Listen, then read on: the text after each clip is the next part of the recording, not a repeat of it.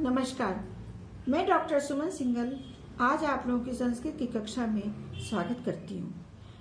पहले अध्याय में मैं आपको संस्कृत व्याकरण का पूरा परिचय सांकेतिक रूप में दे चुकी हूँ और आज मैं उनका प्रथम अध्याय लेकर वर्ण परिचय, जिसका नाम है शीर्षक, जिसका वर्ण परिचय है, उसके विषय में विस्तार से बताऊंगी। बच्चों, वर्ण परिचय को संज्ञा प्रकरणम भी कहते हैं। संस्कृत शास्त्रों में संज्ञा प्रकरण में स्वर, व्यंजन, वर्णमाला का परिचय, वर्ण का परिचय और इनका उच्चारण स्थान व इनका विश्लेषीकरण कैसे करते हैं, ये सब अध्याय में बताया जाएगा। हमारे जो माहेश्वर सूत्र हैं वो शंकर जी के डमरू की आवाज से निकले हुए हैं। कैसे? पाणिनि, जो हमारे संस्कृत के सबसे प्रसिद्ध व्याकरण पंडित हैं, उन्होंने इनके सूत्रों के से इन सूत्रों का उद्गम स्थल शंकर जी का डमरू बताया। कैसे? एक शब्द से उन्होंने एक सूत्र का निर्माण किया है। इस प्रकार से उनके 14 शब्द लेकर उन्होंने 14 माहेश्वर सूत्रों का निर्माण किया है। कैसे? इस तरह से मैं आपको बता रही हूँ। ये 14 सूत्र इस प्रकार से हैं। सबसे पहले आ, ई, उ, ण। दूसरा सूत्र है री, र, क। तीसरा सूत्र है ए, ओ, अंग। चौथा सूत्र है ऐ, औ, च। क्योंकि ये चारों जो हमारे सूत्र हैं, इन सूत्रों में हमारे को स्वर बताए गए हैं। स्वर बताने के कारण हम इनको अच प्रत्याहार भी कह सकते हैं। अब हमारा आता है पांचवा सूत्र। पांचवा सूत्र ह, य, व, र, ट। छठा सूत्र है ल, ड। सातवां सूत्र है इया, म, अंगा, ण, न, म। आठवां सूत्र है हमारा ज, भ, इया। नौवां सूत्र है हमारा घ, ड, ध, श। 10वां सूत्र है ज, ब, ग, ड, द, श। और 11वां सूत्र है ख, फ, छ, ट, त, च, ट, त, व। 12वां है क, प, य। और 13 है श, श, स, र। और 14वां है ह और ल। देखिए, इन 14 सूत्रों में बाद वाले जो शब्द हैं, ये वाले बाद वाले शब्द, इन सब में रेफ लगा हुआ है। क्योंकि हमें प्रत्याहार बनाने के लिए जो पहला अक्षर होता है और बाद वाला होता है, वो सिर्फ उनको पिरोते हैं, उनका फुल स्टॉप शुरुआत होता है। और वो र वाला जो अक्षर है, इसमें जो रेफ लगा हुआ है, इससे मतलब है कि यहाँ हमारा जो प्रत्याहार समाप्त हो रहा है, इसलिए इसमें रेफ लगा हुआ है। और ये प्योर व्यंजन है। जहाँ जिसमें रेफ लगा है, जिस शब्द में रेफ लगा है, वो प्योर व्यंजन है। और बाकी सब है उसमें स्वर अ का समावन। अब इनमें 5 से लेकर 14 तक ये व्यंजन विधायक है। कैसे? इन 5 व्यंजन विधायकों से ही हमारे प्रत्याहार का निर्माण हुआ है, जो मैं आगे आप लोगों को दूसरी वीडियो में अच्छे से समझाऊंगी। इन व्यंजनों में रेफ नहीं है, मैंने अभी आपको बताया रेफ नहीं है। इसका मतलब यह है कि इसके उच्चारण में हमें स्वर आ का सहयोग लेना पड़ा। बाद वालों में र है, व है, श है, इन सब में रेफ लगा। ये प्योर व्यंजन है। लेकिन बीच के जो अक्षर हैं वो यूं ही उच्चारण किए गए, अर्थात उसमें स्वर अ मिला हुआ है। इनसे ही हमारे 14 प्रत्याहार बने हैं, इसलिए इनको प्रत्याहार सूत्र भी कहते हैं। माहेश्वर सूत्र का दूसरा नाम प्रत्याहार सूत्र भी है, क्योंकि पूरी व्याकरण की रचना संधि जितनी भी है हमारी, जैसे कि हमारी स्वर संधि है, व्यंजन संधि है, ये सब जो है इन प्रत्याहारों से ही बनी हुई है, जिसके विषय में आप लोगों को मैं विस्तार से आने वाले वीडियो में समझाऊंगी। अब मैं आपको व्यंजन बता रही हूँ कि व्यंजन कैसे है, क्या है। शुद्ध व्यंजन क्या है? शुद्ध व्यंजन का मतलब यह है कि जिनमें रेफ लगा हुआ है नीचे, उसका मतलब यह है कि उसमें स्वर नहीं है, अर्थात उसमें अ नहीं है। इन्हें हम हल भी कहते हैं। व्यंजनों की मैंने तालिका बनाई है, उस तालिका से आपको समझने में और आसानी रहेगी। कैसे? पहले है उदित, फिर है वर्ग, फिर है वर्गीय व्यंजन, अवर्गीय व्यंजन। व्यंजन को हमने 2 पार्ट में बांटा हुआ है, वर्गीय व्यंजन और अवर्गीय व्यंजन। अब उदित, इनको हमने सूत्रों में बांध दिया है, तो ये उदित में हमारे इसके वर्ग के हिसाब से उनका पहले अक्षर उसमें ऊ की मात्रा लग जाती है। जैसे कि कवर्ग है, कवर्ग में क में ऊ की मात्रा लग गई, कु हो गया, इसको उदित कहते हैं। और वर्गीय व्यंजन में क, ख, ग, घ, अंघ। व्याकरण शास्त्र के अनुसार इनमें सब में रेफ लगा हुआ है और रेफ लगने से शुद्ध व्यंजन हो गए, लेकिन ये वर्गीय व्यंजन है। इनके साथ ही अवर्गीय व्यंजन है, वो है ह, विसर्ग, अ और आ। ये क्यों इस तरह से अवर्गीय व्यंजन और वर्गीय व्यंजन तालिका में लिखे हुए, ये मैं आगे बता दूंगी आपको विस्तार से। फिर आता है हमारा दूसरा चवर्ग। चवर्ग में च में ऊ की मात्रा उदित के कारण लगी हुई है, चू हो गया। और च, छ, ज, झ, या, इन सब में रेफ लगा है, ये वर्गीय व्यंजन हुआ। और इनके साथ ही य, श, ई और बड़ी ई, ये हमारे अवर्गीय व्यंजन हो गए। फिर आता है टवर्ग। टवर्ग में ट में ऊम की मात्रा लग गई, टू हो गया, ये उदित हो गया। और हमारा वर्गीय व्यंजन है ट, ठ, ड, ढ, न। और इसके साथ अवर्गीय व्यंजन आते हैं र, श, री और बड़ी री। फिर है तवर्ग। वर्ग में तवर्ग हो गया और उदित में ता में ऊ की मात्रा लगने से तू बन गया। और वर्गीय व्यंजन हो गए त, थ, द, ध, न। और इसके साथ अवर्गीय व्यंजन होंगे ल, स और री।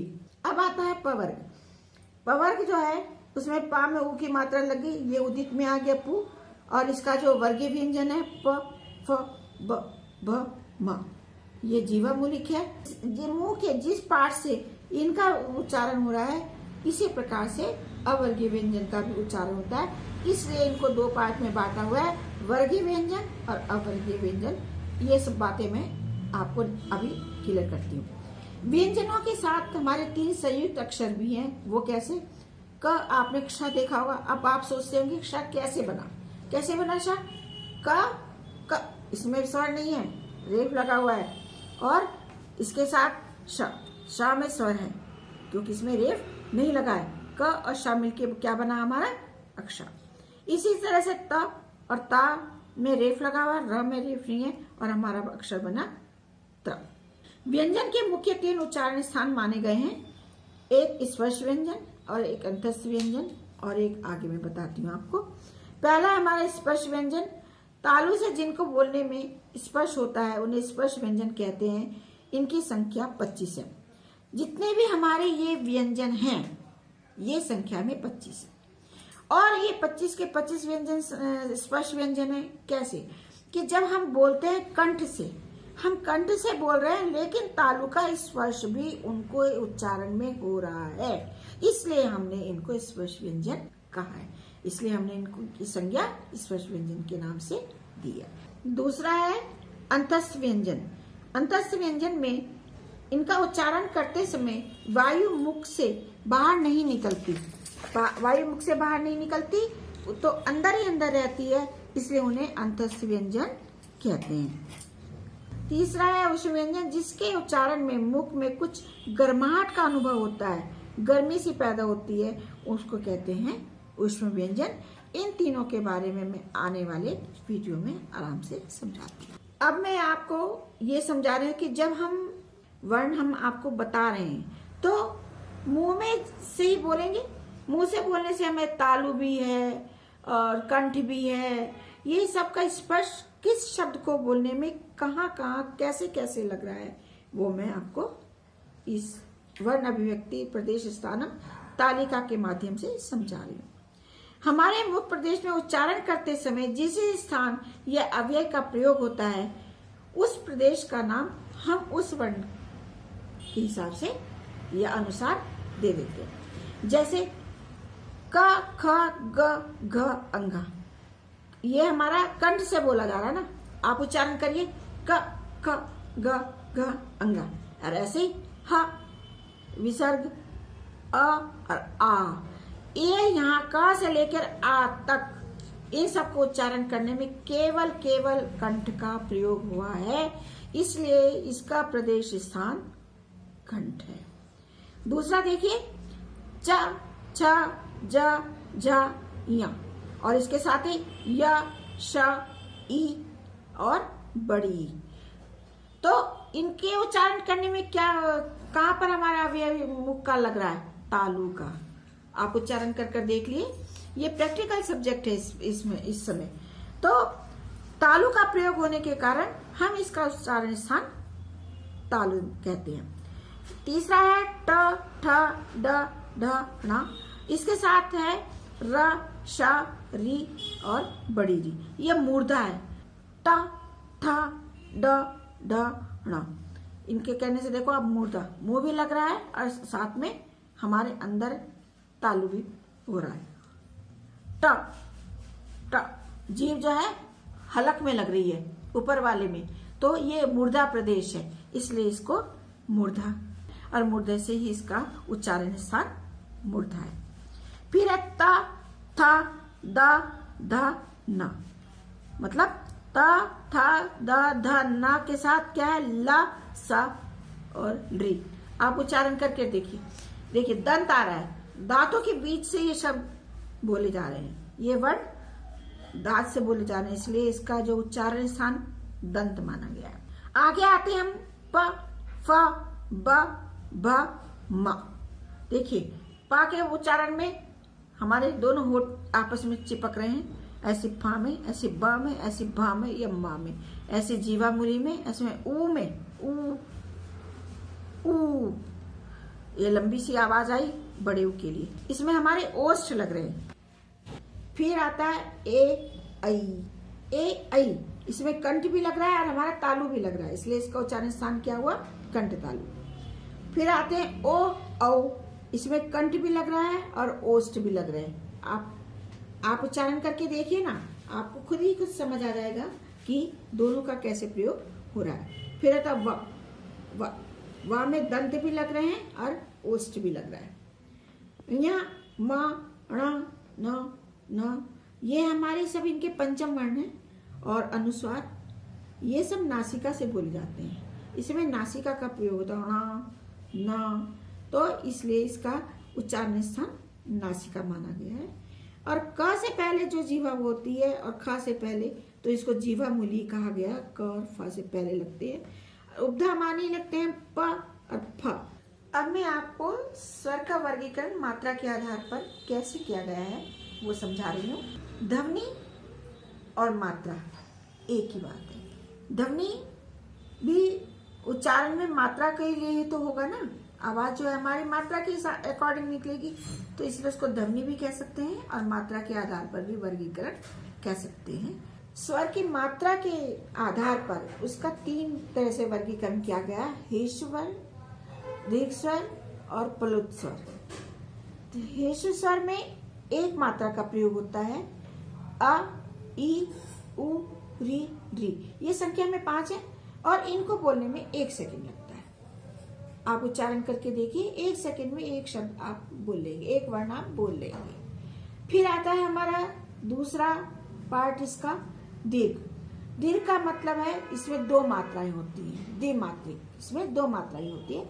इसके उच्चारण में इससे दुगना समय लगेगा। 2 मात्राएं है इसलिए ना, इसमें 1 मात्रा थी, इसमें 2 मात्राएं, इसमें डबल समय लगेगा। आ, ई, उ, री, ए, ओ, ऐ, औ। ये संख्या में 8 है और इनको बोलने में 2 सेकंड लगते हैं। अब आ जाइए आप तीसरे पर। तीसरे को बोलते हैं प्लुत।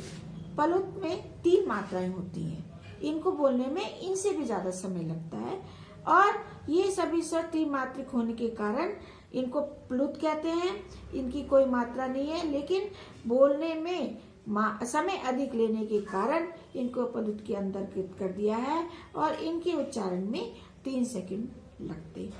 अभी आपने मात्रा के आधार पर या ध्वनि के आधार पर वर्गीकरण देखा, अब आप उत्पत्ति के आधार पर देखिए। मूल स्वर जो है हमारे 5 ही है ना, छोटा, छोटी, छोटा ऊ, री और री, ये 5 है। और दीर्घ स्वर हमारे हैं आ, ई, उ, ए, ओ, ऐ और औ। अब ये देखिए कि जो हमारी संधि होती है, वो उसमें किस तरह से मात्राएं मिलती हैं। जैसे आ है, इसमें छोटा या बड़ा, अगर इनके साथ बड़ा आ और छोटा, छोटी, बड़ी, बड़ी, छोटी, ये और छोटा ऊ, बड़ा ऊ, बड़ा ऊ, छोटा ऊ, अर्थात सवर्ण। सवर्ण यहाँ इधर ई है, पहले पद में ई है तो दूसरे पद में भी ई है। इस तरह से ये सब मिलकर छोटा हो या ह्रस्व हो या दीर्घ हो, दीर्घ हो या ह्रस्व हो, बाद में जो हमारे दोनों वर्ण मिलकर एक वर्ण बनता है वो दीर्घ ही बनता है, जो कि जिसका की सूत्र है अका सवर्ण दीर्घ। अर्थात कि दोनों सवर्ण एक से होने से उन वो चाहे ह्रस्व हो या दीर्घ हो, दोनों मिलने के बाद दीर्घ ही होगा और उसी की संधि बनेगी। उस संधि का जो हमारा सूत्र है वो है अका सवर्ण दीर्घ। फिर आते हैं हम ए और ओ पे। अ और बड़ा आ, अगर इसमें छोटी और बड़ी मिला दी जाए और अ और बड़ा में ओ और बड़ा ओ मिला दिया जाए तो हमारी क्या बनती है? गुण संधि। गुण संधि है, उसका जो हमारा सूत्र है वो आद गुण है। अब इसी तरह से ऐ और औ, इसमें भी अ और बड़ा मिल जाए, इसमें भी औ में भी अ और बड़ा मिल जाए तो हमारी वृद्धि हो जाती है।